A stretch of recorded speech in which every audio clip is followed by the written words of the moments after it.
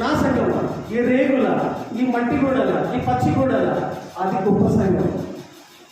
ఆ సంఘంలో ఉంటానంటే నువ్వు పరిచర్య చేసిన బిడ్డవు కాదు. నువ్వు ఆ సంఘానికి చాలా మంది పొద్దుగా 4 గంటలకే లేచిపోతున్నారంట సంఘాలు. ఆ సంఘం 4 घंटे 4 बजे उठ के जा रहे थे प्रभु जी को आराधना करने के लिए। फिर दिन भर क्या करते संडे के दिन? वो टाइम कहीं को चूज कर ले रहे आप लोग। 4 बजे से 5 बजे, 4 बजे से 6 बजे सवेरे। फिर दिन भर क्या करते थे? 7 बजे आके घर में रहते। संडे के दिन प्रभु जी को आराधना करना एक कंपल्सरी है, प्रभु जी का आज्ञा है। దినమెల్లా ఆయన ఆరాధించాలని ఉన్నది. 4 గంటలకు వెళ్ళి ఆరాధిస్తూ మళ్ళా ఏం చెప్పాలనుకుంటున్నా ప్రేమైన వాళ్ళ, ఆ సంఘానికి వెళ్తే, ఆ టైమింగ్లో వెళ్తే అన్ని ఫెసిలిటీస్ బాగా ఉన్నాయి, టీచింగ్స్ బాగా ఉన్నాయి, వెళ్ళంగానే మర్యాద ఇస్తున్నారు, చాయ్ పానీ ఇస్తున్నారు, ఎగ్ పప్పులు ఇస్తున్నారు, మర్యాద చేస్తున్నారు. ఎందుకు వెళ్తున్నావు ఆ సంఘానికి? నిజంగా పట్టుకుని అడిగితే ఎందుకు వెళ్తున్నావు మనం కైకు జారే ఉన్నారు నైజానా పోతే నైబర్ను ఖచ్చితంగా చెప్తున్నా, వెళ్ళకూడదని చెప్తున్నా. ఎందుకు వెళ్తున్నాడు ఆ సంఘానికి చెప్పు? ఆశీర్వాదిస్తాడు. ఆ సంఘానికి వెళ్తే తిరిగి ఇస్తాడు. ఆ సంఘానికి వెళ్తే అద్భుతాలు జరుగుతాయి. ఆ సంఘానికి పెద్ద సంఘంలో పెద్ద మెంబర్ అవుతుంది, పెద్ద మెంబర్షిప్ వస్తాను. నేను చచ్చిపోయిన వాళ్ళు వచ్చి పూడ్చిపెట్టారు.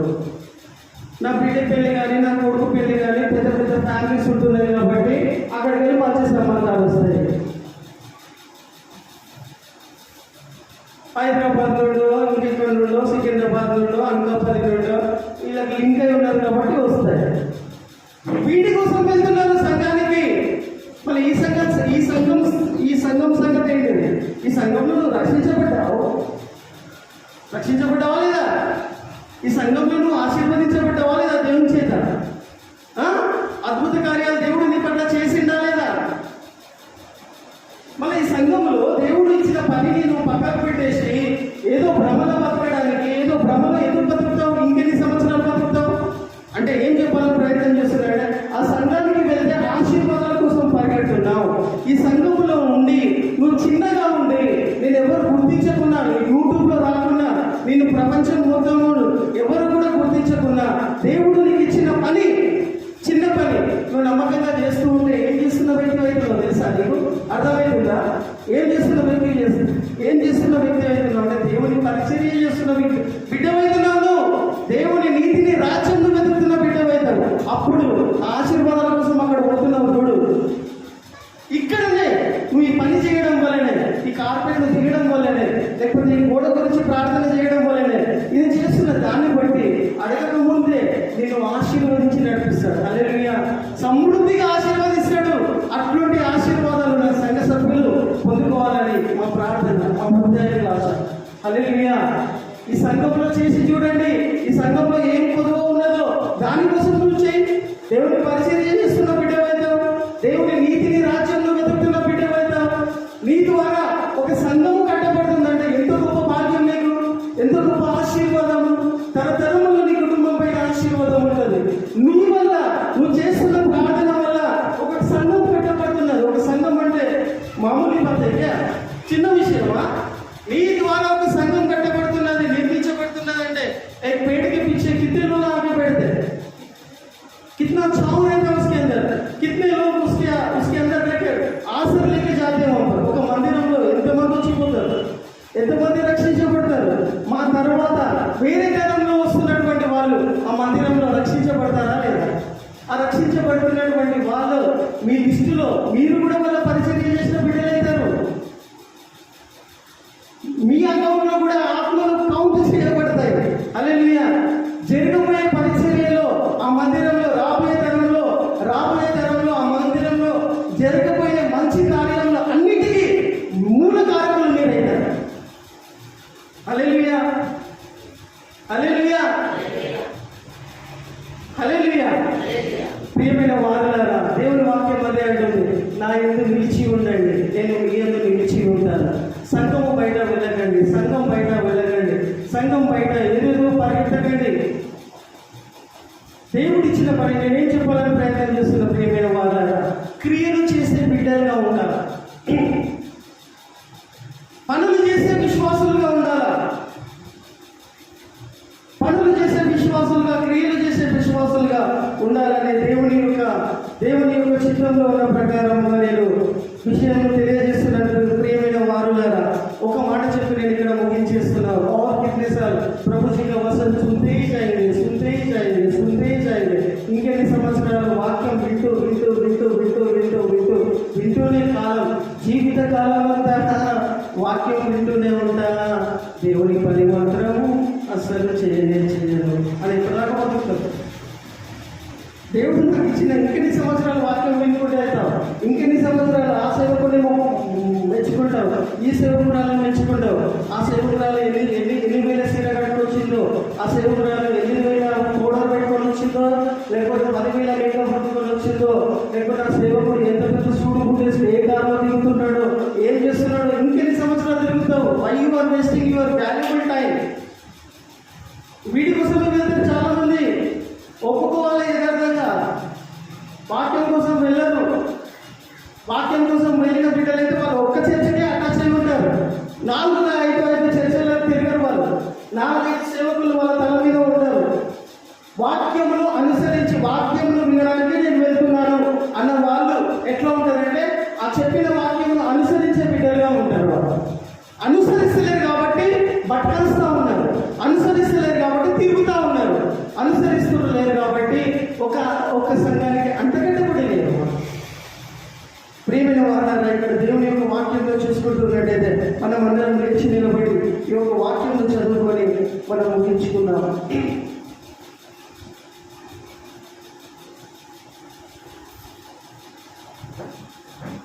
మనమందరం లేచి నిలబడి ఒక వాక్యాలను ముగించుకున్నాం. కీర్తనలు 119:11 119:11 చదువుకొని మనం కళ్ళు మూసుకొని వాక్యాన్ని చేర్చుకొని వాక్యానుసారంగా బ్రతికే ప్రయత్నం చేస్తాం. 119:11 కీర్తనలు 119:11 చదవండి. చూడండి, నా మాటలు మీ అందరు నిలిచిన ఎడల అధికంగా ఫలిస్తారు. మరియు చదవండి, నీ ఎదుట ప్రభువా నేను పాపము చేయకూడనట్లు నా హృదయంలో నీ వాక్యము ఉంచుకొని ఉన్నాను. ప్రియమైన వారులారా, మనము పాపం అనేది చేస్తున్నామంటే ఇంకా సీరియస్నెస్ మన లోపల దేవుని పరిచర్య, దేవుని సేవ పట్ల, దేవుని సంఘం పట్ల లేదంటే, మనం ఒక పాపము అక్రమంగా బతుకుతున్నామంటే దేవుని యొక్క వాక్యము మన మనసులో, హృదయంలో లేదు కాబట్టి మనము దారి తప్పి అక్కడిక్కడ తిరుగుతున్నాం. దేవుని యొక్క వాక్యంలో మనం మొదటిగా యోహాను సువార్త 15:4-7 చూసుకుంటున్నట్టయితే మనలను నడిపించేది దేవుని వాక్యము. హల్లెలూయా. నిన్ను నన్ను నడిపించాలంటే దేవుని వాక్యమే నడిపిస్తుంది. దేవుని వాక్యం ఎప్పుడు నడిపిస్తుంది అంటే, దేవుని వాక్యం నీ మనసులో, హృదయంలో నిలిచి ఉన్నప్పుడు, దేవుని వాక్యం నీ మనసు, హృదయంలో నీలో నిలిచి ఉన్నప్పుడు పరిశుద్ధాత్మ దేవుడే ఆ పరిస్థితిని బట్టి, ఆ సమయాన్ని బట్టి ఇట్లా నడువు బిడ్డ అంటాడు. కాబట్టి నీ ఎదుట నేను పాపం చేయకుండా ఉన్నట్టు నా మాటలను, దేవుని మాటలను నా లోపల నిలుపుకుంటాను ప్రభు అని ఈ జీవితాలను కళ్ళు మూసుకొని చేతులపై. ఇందులో కూడా ప్రాముఖ్యమైనటువంటి ఒక విషయం తెలియచేయబడి ఉన్నది. మనందరినీ ఏమని పిలుస్తారు? అందరూ విశ్వాసులు అని పిలుస్తారు, దేవుని బిడ్డలని పిలుస్తారు, అవునా? విశ్వాసులను పిలుస్తారు. ఇందులో ఆత్మ ఫలములలో ఒకానొక ఫలం ఏమై ఉన్నది? ప్రాముఖ్యమైనది విశ్వాసము. ఏమున్నది? విశ్వాసము. ఏ విషయం నందు నీకు విశ్వాసం కలిగి ఉంటున్నదని చాలా ప్రాముఖ్యమైనది. నమ్మాల్సింది నమ్మకుండా ఉండడం కూడా పాపమేనంట.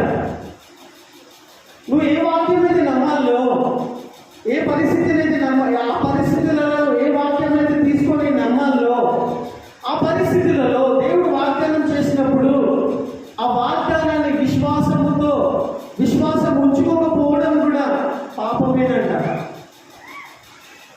నమ్మాల్సింది నమ్మకపోతే, నమ్మకూడని నమ్ముతున్నావు చూడు, నమ్మకూడని విషయాలలో పరిగెడుతున్నావు చూడు, నమ్మకత్వం లేనటువంటి పరిస్థితులలో పరిగెడుతున్నావు చూడు, అది పాపం. విశ్వాసం ఉన్నదా దేవుని బిడ్డ నీకు? నా దేవుడి సమస్యల నుండి విడిపిస్తాడనే విశ్వాసము, అది మీరు ఏ పరిస్థితుల నుండి వెళ్తూ ఉన్నా కానీ కూడా మీకు విశ్వాసం ఉందా? ఉన్నదా? హల్లెలూయా.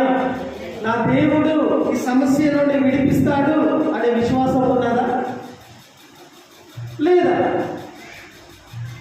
విశ్వాసం ఉన్నది కాబట్టి మిమ్మల్ని ఏమని చెప్తూ ఉన్నాడు దేవుడు? విశ్వాసం.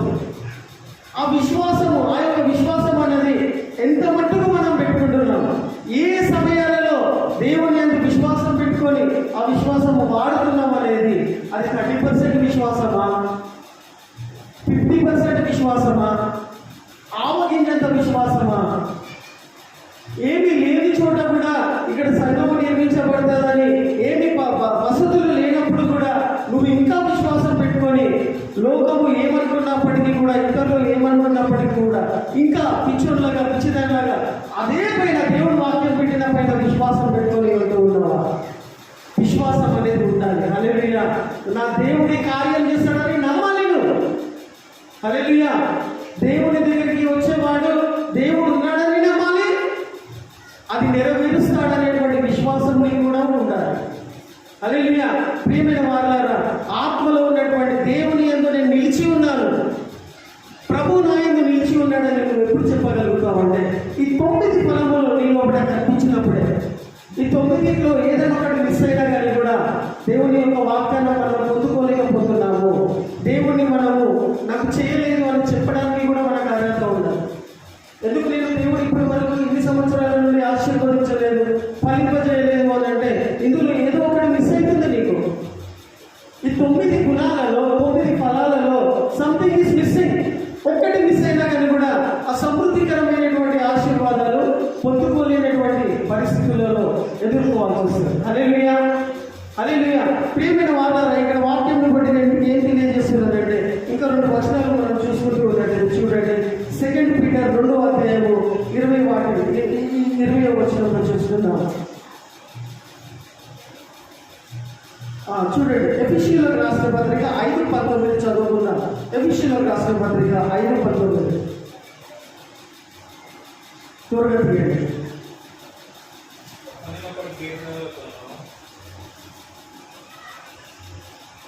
ఎఫెసీయులకు రాసిన పత్రిక 5:9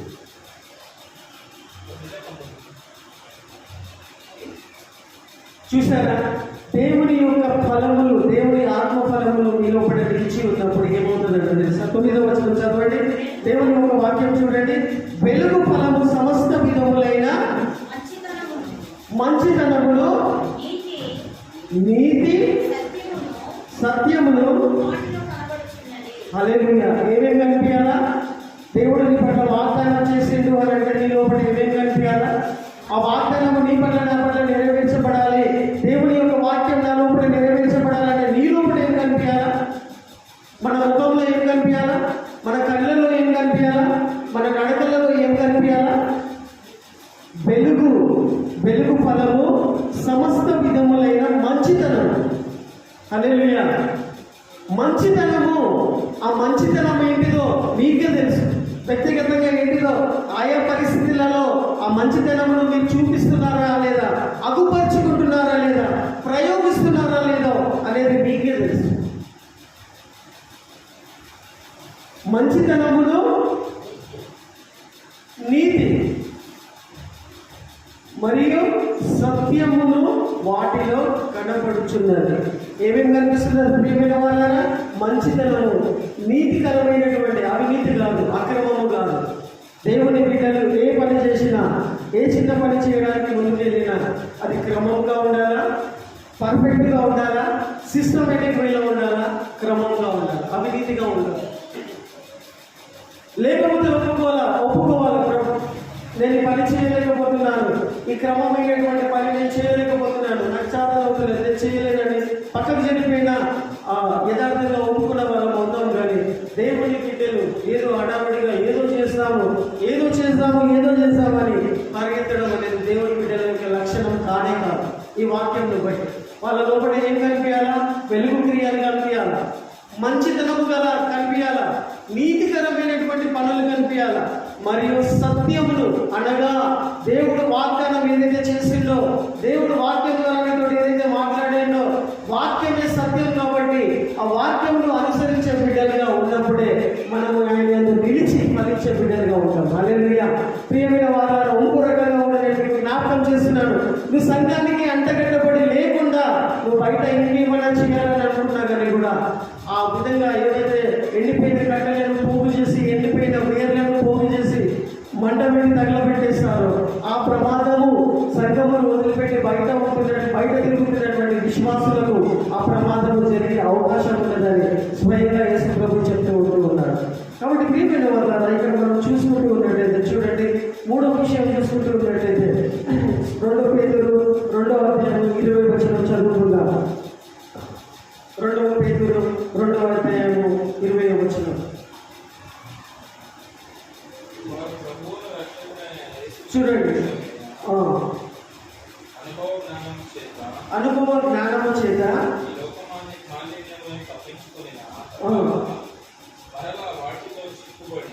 చూసారా, మరలా దేవుణ్ణి నమ్ముకొని రక్షణ పొందినటువంటి సంఘ సభ్యులు మరలా ఆ పాత అలవాట్లలో, దేవుణ్ణి నమ్ముకోక ముందు ఏ విధంగా అయితే అలవాట్లలో చిక్కుకుపడిపోయి ఉన్నారో మళ్ళీ అటువంటి చిక్కుకుపోయే ప్రమాదములు చదవండి. అనుభవం జ్ఞానము చేత ఈ లోక మాలిన్యములను తప్పించుకొనిన తర్వాత, ప్రభువుని నమ్ముకున్న తర్వాత ఈ లోకము యొక్క మాలిన్యము దేవుని బిడ్డలకు అంటుకోవడానికి వీల్లేదు. ఈ లోకంలో ఉన్నటువంటి మాలిన్యము నీకు అంటుకోవడానికి వీల్లేదు అని అంటే, నువ్వు సంఘానికి దూరంగా ఉన్నప్పుడు, సంఘం బయట ఉంటున్నప్పుడు, నేను సంపాదించుకుంటలే, నేను మేనేజ్ చేసుకుంటలే, నేను వెళ్ళగలుగుతానని అంటే లోకం యొక్క మాలిన్యము నీకు తెలియకుండానే అంటుకుంటుంది. ప్రియమైన దేవుని బిడ్డ, నీకు తెలియదు కూడా. ఈ లోకం యొక్క మాలిన్యమును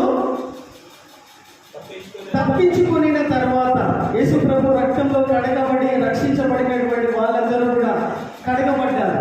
ఈ లోకం యొక్క మాలిన్యం నుండి కడగబడిన తర్వాత సంవత్సరం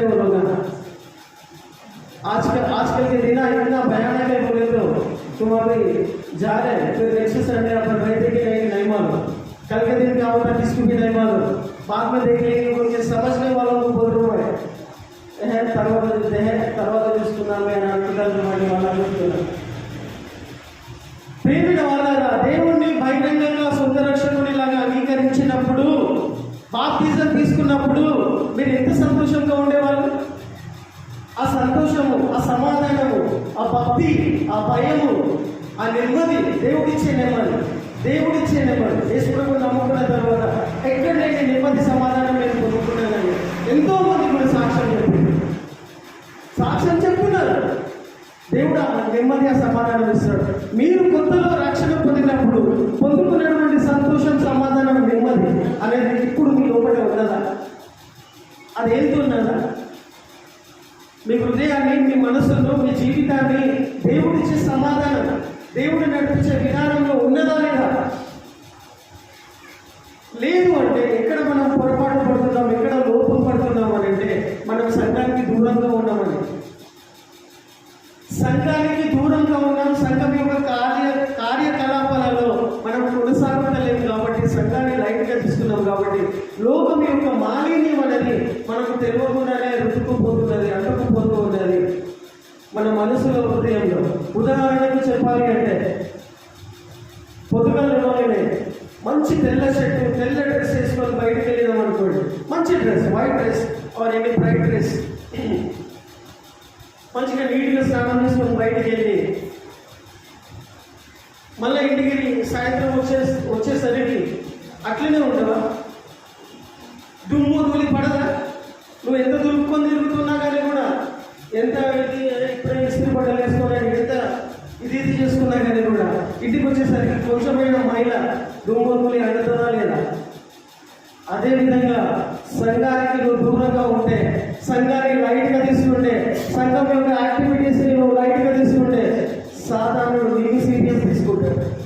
మాలిన్యం అంటుకుంటుంది, నీకు తెలియకుండానే అంటుకుంటుంది. ఎట్లయితే తెల్ల బట్టలకు మురికి అంటుకుంటుందో మళ్ళీ వచ్చి ఇంటికి వచ్చి కడుక్కుంటాము, అదేవిధంగా మనం సంఘం నుండి బయటికి వెళ్ళిన తర్వాత, లోకంలోకి వెళ్తున్న తర్వాత మళ్ళీ తిరిగి నువ్వు మందిరంలోకి వచ్చి దేవుడి రక్తం ద్వారా, సహవాసం ద్వారా, దేవుడు పెట్టిన విధి విధానంలో నీ మహిళను, నీ యొక్క మురికిని, నీ యొక్క దుమ్ము ధూళిని సంఘంలో నువ్వు వస్తూ ఉండగానే, నువ్వు సంఘంలో వచ్చి కూర్చున్న వెంటనే కడిగి పడేస్తాడైనా. హల్లెలూయా, కడిగిస్తాడైనా. వాక్యం ద్వారా కడుగుతాడు, సహవాసం ద్వారా కడుగుతాడు. ఎప్పుడైతే నువ్వు దేవుని మందిరానికి వచ్చి స్తుతిస్తావో, ఆరాధిస్తావో, పూజిస్తావో, పూర్ణ హృదయంతో ఆయన చేసిన మేలని కృతజ్ఞతలు చెల్లిస్తావో, వెళ్ళిపోతా ఉంటుంది నీ మనసు, హృదయం. మాలిన్యం ఏదైతే కట్టబడి ఉన్నదో, చిక్కుకుపోయి ఉంటుందో అది కడిగి వేస్తానని చెప్తూ ఉన్నాడు. హల్లెలూయా. ఇది చేయకుండా ఉంటున్నట్టయితే, స్టార్టింగ్ లో నువ్వు దేవుడిని నమ్ముకున్నప్పుడు ఏ సమాధానం, సంతోషం అయితే ఉన్నారో అంతకంటే ఘోరమైన పరిస్థితిలో వెళ్ళిపోయే ప్రమాదంలో ఉన్నామంట. ప్రియమైన వాళ్ళ సంఘంలో దూరంగా ఉన్నటువంటి వాళ్ళు ఎంత దూరం వెళ్ళిపోతున్నారో వాళ్ళకే తెలియదంట. ఎక్కడికి వెళ్తున్నాం అనేది కూడా తెలియదు. ఇంకా తిరిగి చూస్తే ఎంత దూరం వచ్చినాం అనేది వాళ్ళకు కూడా అర్థం కదా. కడపటి స్థితి, ఒకసారి చదవండి ఆ మాట చదవండి. వారి కడపటి స్థితి మొదటి స్థితి కంటే మరి చెడ్డగా ఉంటుందంట. ముందటి కంటే కూడా ఎక్కువ చెడ్డ వాళ్ళు అవుతారంట. ఎంత దూరం వెళ్ళిపోతామో కూడా మనకు అర్థం కాదంట. కాబట్టి ప్రియమైన వాళ్ళగా మరొకసారి మనము ఆ విధంగా ఉండకుండా, దేవుడి యొక్క మందిరాన్ని లైట్గా తీసుకోకుండా, ఆశాభాషగా తీసుకోకుండా, దేవుడు నన్ను సంఘంలో నాటిండు ఒక పని నిమిత్తం. ఆ పని ఎంత చిన్నదైనా ఎంత పెద్దదైనా నేను వెళ్ళి నా పని నేను చేసుకుంటా వెళ్తాను. చూడండి ప్రియమైన ఉదాహరణ చెప్తూ ఉన్నాను. చూడండి, పోయిన వారం, పోయిన సండే నుండి ఈ సండే వరకు పాస్టర్ ఆరోగ్యం బాగా లేకుండా కలిగి కూడా మేము పొద్దుగల 8 గంటలకి 7:30కి వచ్చి ఇక్కడ ప్రార్థనలు చేస్తున్నాం. రోజు లాస్ట్ శుక్రవారం నుండి ప్రార్థన చేస్తున్నాం. ప్రార్థన చేసి 8:30, 9 గంటలకు వెళ్తున్నటువంటి టైంలో నేను చూసిన, నా కళ్ళతో చూసిన 3 సార్లు ఈ యొక్క కార్పెట్లను పాస్టర్ తీసింది. ఆరోగ్యం కూడా బాగాలేదు. అరే కార్పెట్లు ఎందుకు తీస్తున్నావు అమ్మా, ఇది నీ పని కాదు, ఇది మనకు నువ్వు చేయకూడదు, నీ ఆరోగ్యం ఏం బాగాలేదు అని అంటే, లేదు నాకు ఎందుకు తీయాలని, మొత్తం క్లీన్ చేయాలని చెప్తున్నది. ఎందుకు కార్పెట్లు తీస్తున్నావు, నీటికి వెళ్ళే ఊడమని చెప్పిన.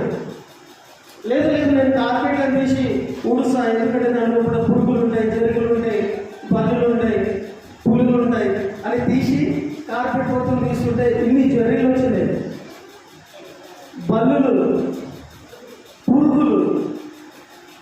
వాటిని పాస్టర్ ఎంత నీట్గా ఉంటుంది మీకు తెలుసు కదా. నా బట్టలే చక్కగా ఉంటుందా, అట్లాంటిది అంత నీట్గా ఉంటుంది, నీట్గా ఉండేటువంటి వ్యక్తి. అట్లాంటిది ఆ పురుగులను చూసి చా అనుకుంటా కూడా పాపం ఎక్కడికి వెళ్ళి అది ఒకటి కొనుక్కొచ్చి క్లీన్ చేసి పెట్టింది. ఇట్లా 3 సార్లు చేసింది వారంలో. అట్లా క్లీన్ చేసి పెట్టింది కాబట్టి మీరు ఇంత హాయిగా కూర్చున్నారు, ఇంత ఆరాంగా కూర్చున్నారు. ఎందుకు చెప్తున్నా ఈ విషయం, ఎందుకు జ్ఞాపకం చేస్తున్నా? వాస్తవంగా చెప్పాలంటే ఇది సంఘ సభ్యులు చేయాలా, సంఘ సేవకులు చేయాలా? ఎందుకు చేయలేకపోతున్నారు? చేయమనంటే మీరు ఆరాధన అయిపోయిన తర్వాత వెళ్ళి పాత్రలు కడగండి, ఇదంతా క్లీన్ చేయండి అని చెప్తలేదు. దేవుడు ఒక్కొక్కరికి ఒక పని చేయమనే, అది ఏం చేయాలో, ఎవరు చేయాలో వాళ్ళకి దేవుడు ప్రేరేపిస్తాడు. సంఘంలో దేవుడు నీకు ఒక చిన్న పని ఇచ్చాడు. ఇప్పుడు ఇసాక్ గారికి ఏమి ఇచ్చాడు దేవుడు చెప్పాలి మీరు. ఇప్పుడు చిందుకు ఏమి ఇచ్చాడు దేవుడు, ఏం పని ఇచ్చాడు? రాహుల్కి దేవుడు ఏం పని ఇచ్చాడు? పని, అది చిన్న పని కాదు, అది చిన్న విషయం కాదు. ఇప్పుడు ఆయనకి ఏం పని ఇచ్చాడు? మంచి టోన్ ఇచ్చాడు, మంచి గొంతు ఇచ్చాడు, మంచి స్వరం ఇచ్చాడు. ఆయన ఏం చేయాలి? మందిరానికి వచ్చి ప్రత్యేకమైనటువంటి పాటలు పాడాలి, ఇన్ టైంలో పాడాలి. అవుట్డేటెడ్గా పాడితే నో యూస్. చింటూ ఏం చేయాలి? రాహుల్ ఏం చేయాలి? రమ సిస్టర్ ఏం చేయాలి? ఆదిత్య ఏం చేయాలి? ఏం చేయాలో వాళ్ళకే తెలుసు, మేము చెప్పాల్సిన అవసరం లేదు. మేమేం చేయాలో మాకే తెలుసు. దేవుడు అట్లా ప్రేరేపిస్తాడు, దేవుడు అట్లా నడిపిస్తాడు. ఆ చిన్న పనులు కూడా మనం సరిగ్గా చేయకపోతే మనము నిలిచి ఫలించే బిడ్డలుగా మనం ఉండము.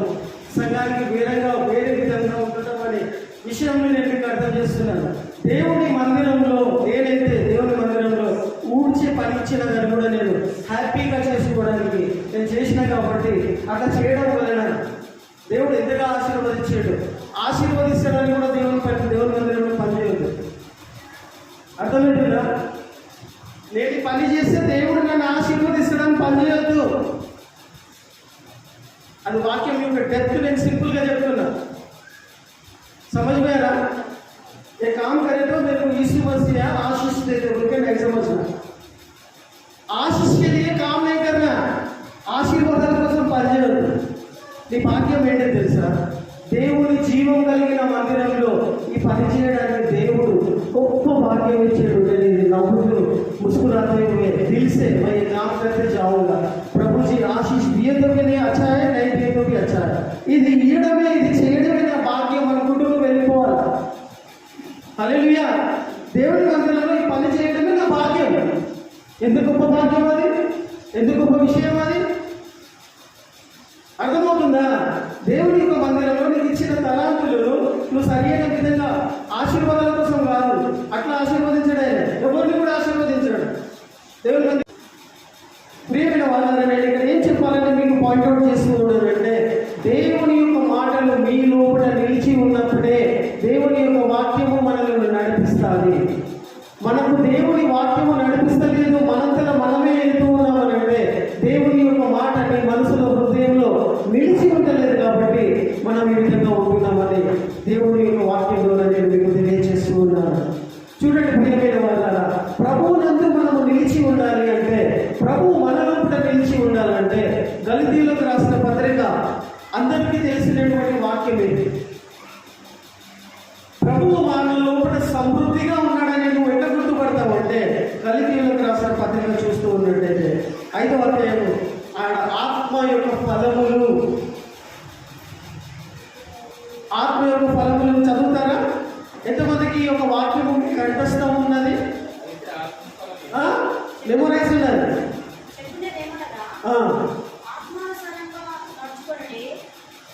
ఆత్మానుసారముగా నడుచుకుని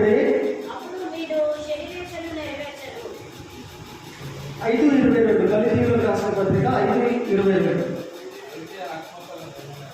అయితే ఆత్మ ఫలము ఏమనగా, చూడండి ప్రియమైన వాళ్ళ, మీరు చెక్ చేసుకోవాలి ఈ టైంలో ఈ వాక్యంలో బట్టి మీరు పరిశోధించుకోవాలా. దేవుని యందు నేను నిలిచి ఉన్నానని అవగాహన నీ లోపల ఉండాలి అంటే ఈ క్వాలిటీస్, ఈ గుణగణాలు, ఈ లక్షణాలు నీ లోపల నా లోపల ఉన్నాయా ఒకసారి చెక్ చేసుకోండి. ఏంటిది? మొదటిది ఏమై ఉన్నా చూడండి, ప్రేమ. దేవుని యొక్క ప్రేమ మీ లోపల ఉన్నదా? ఆత్మ ఫలములు, దేవుని యందు నిలిచి ఉన్నానని దృఢంగా చెప్పగలుగుతున్నాను అని ఎవరు చెప్పగలుగుతారంటే, మొదటిది దేవుని ప్రేమ, రెండవది సంతోషము, సమాధానము, దీర్ఘశాంతము. సంతోషము, దేవుని యొక్క సంతోషము నీ లోపల ఉన్నదా లేదా చెక్ చేసుకో. అంటే దేవుని యొక్క వాక్యము నీ లోపల నిలిచి లేదని అర్థమవుతున్నది. సంతోషము. మూడవది సమాధానము. నా సమాధానము మీకు అనుగ్రహించదను, లోకం ఇచ్చే సమాధానం కాదు, నా సమాధానమే నేను మీకు అనుగ్రహిస్తానని అంటున్నాడు. కలుగును గాక. ప్రియమైన వాళ్ళారా, దేవుడిచ్చే సమాధానము నీ లోపల ఉన్నదా లేదా ఒకసారి చెక్ చేసుకోండి, పరీక్షించుకోండి. 4 సమాధానము, దీర్ఘశాంతము. హల్లెలూయా. దీర్ఘశాంతం అనేటువంటి గుణము దేవుని బిడ్డలకు ఉండాలి. దీర్ఘశాంతము అనేది ఇంకో విధంగా చెప్పాలంటే, దేవుని బిడ్డలకు దేవుడు చేసిన వాగ్దానము నా పట్ల నెరవేర్చబడాలి అంటే నీకు ఓపిక అనేది ఉండాలి. హల్లెలూయా. దేవుని బిడ్డలకు ఏముండాలమ్మా? ఓరిమి ఉండాలి. నీ పట్ల వాగ్దానం చేసిన దేవుడు నెరవేర్చాలని చెప్తున్నాడు. అది నెరవేర్చబడేంత వరకు వాక్యాన్ని రిచ్గా, సమృద్ధిగా మనసులో, హృదయంలో భద్రపరుచుకుంటూ ఓపికతో దీర్ఘశాంతము అంటారు దాన్ని ఇంకో విధంగా. Long suffering. లాంగ్ సఫరింగ్ అంటే దీర్ఘశాంతము అంటే, దీర్ఘశాంతము అనే మాటకి అర్థమవుతుందా? పదాలలో మీకు మీనింగ్ అర్థమవుతుందా? వెయిటింగ్ వల్ల మనం వెయిట్ చేస్తూ ఉండాలి. దీర్ఘముగా శాంతముతో శాంత స్వరూపులే ఓపిక తన పనిని చేయనీయుడి అన్నట్టుగా ఉండాలి మనం. హల్లెలూయా. ఓపిక కూడా పని చేసి పెడుతుందట నీకు. మరొకసారి రిపీట్ చేస్తున్నాడు, వేరే వచనాలలో ఉంది, let the patience have his perfect work అని ఉన్నది. ఓరిని తన పనిని చేయనీయండి, ఓపిక తన పనిని చేయనీయండి అమ్మా. దేవుడు నీకు వాగ్దానం చేసిండు, దేవుని యొక్క వాక్యం నీ మనసులో హృదయంలో నిలిచి ఉన్నది. అది ఫలించాలి అని అంటే, దేవుని యొక్క సమయం వరకు ఎదురు చూడాలి అని అంటే ఓపిక కలిగి ఉండు. Be still, be stable. అర్థం కాని పరిస్థితి నీ మీద నా మీద ఎదురుపడినప్పుడు, ఉదాహరణకు చెప్తున్నాడు, ఆ టైంలో నువ్వు నేనేం చేయాలా? ఓరిక కలిగి ఉండాలి, సైలెంట్గా ఉండాలి. ఇది దేవుని బిడ్డలకు ఉండాల్సినటువంటి గుణగణాలు. ఆత్మ ఫలములలో ముఖ్యమైనటువంటి ఫలం అన్నీ కూడా ముఖ్యమైన, కానీ దీర్ఘశాంతం అనేది దేవుని బిడ్డల దగ్గర ఉండదు. మనం గమనిస్తూ ఉన్నట్టయితే, కానీ ఉండాలి. దేవుడు నాకు వాగ్దానం చేసిండు, అది నెరవేర్చబడతలేదు అంటే నీ దగ్గర దీర్ఘశాంతం లేదు. లాంగ్ సఫరింగ్, ఓపిక అనేది లేదు. కాబట్టి నీ చేతులతోనే ఆ యొక్క వాగ్దానాన్ని తృణీకరించుకుంటున్న వాళ్ళం అవుతాం. దేవుడు ఎవరికైనా ఏదైనా వాగ్దానం చేస్తే నీ తరఫు నుండి కూడా నువ్వు ఒక పని చేయాల్సిన వ్యక్తిగా ఉండాలి. హల్లెలూయా. వాగ్దానం చేసిండు, గొప్ప వాగ్దానం చేసిండు. ఈ సంఘానికి దేవుడు గొప్ప వాగ్దానం చేసిండు. ఉదాహరణకు చెప్తున్నా, ఇక్కడ పెద్ద సంఘం కట్టబడతాదని మనకు అర్థమైన భాషలో చెప్తున్నాను. దేవుడి యొక్క మందిరము నిర్మించబడతాదని, మెగా చర్చలు నిర్మించబడతాదని, పరిశుద్ధమైనటువంటి మందిరము నిర్మించబడుతుందని, ఊరిని కలిగి ఉండమని ధైర్యం తెచ్చుకొని నేను నీకు ఇచ్చిన పనిని కొనసాగించుము అని ఈ సంఘాన్ని వదిలిపెట్టి వెళ్ళిపోదాం అనుకునేటువంటి టైంలో దేవుడు ఈ సంఘంలో దేవుడు తన వాగ్దానాన్ని ఇచ్చాడు. హల్లెలూయా. ఇక్కడ సంఘము నిర్మించబడుతుందని దేవుడు వాగ్దానం ఇచ్చాడు. ఈ సంఘానికి వాగ్దానం ఉన్నది. హల్లెలూయా. సంఘము నిర్మించబడతాదని, విస్తరించబడతాదని, అనేక మంది ఇందులో రక్షించబడతారని, అనేక మంది కూడా దేవుని స్తుతిస్తూ ఆరాధించి అనేక మంది అన్యులకు రక్షణార్థకరంగా ఉంటుందని దేవుని యొక్క వాగ్దానం ఈ సంఘానికి ఉన్నది. హల్లెలూయా. అది నెరవేర్చబడాలంటే దేవుని సేవకులకు, దేవుని బిడ్డలకు, సంఘ సభ్యులకు ఒకానొక ముఖ్యమైనటువంటి గుణము ఏమై ఉండాలంటే, ఆ వాగ్దానము నెరవేర్చబడేంత వరకు ఆ వ్యక్తికి, లేకపోతే నీ పట్ల దేవుడు చేసిన వాగ్దానము నెరవేర్చబడేంత వరకు నీకు దీర్ఘశాంతం అనేటువంటి గుణం ఉండాలి. హల్లెలూయా. ఓపిక తన పనిని చేయనీయండి, ఓపిక తన పనిని చేయనీయండి. అర్థం కాని పరిస్థితి నీ మీద ఏర్పడినప్పుడు సైలెంట్గా ఉండు. దాని అర్థం ఇదే. అర్థమైతే లేదు ప్రభు, ఏంది ఇట్లా వస్తున్నాయి సమస్యలు, ఏంది ఇట్లా అనారోగ్య పాలవుతున్నాను ఉంటుంటేనే, ఏంది ప్రభు? Silent, be silent, be still. అప్పుడు నీలో ఉన్న ఆత్మలో ఉన్నటువంటి ఈ ఫలము ఫలించే విధంగా ఉండాలి. సైలెంట్ గా ఉండడమే, తన పని కూడా చేసుకుంటూ వెళ్తుందంట. హల్లెలూయా. ఓపిక తన పనిని చేయనియండి.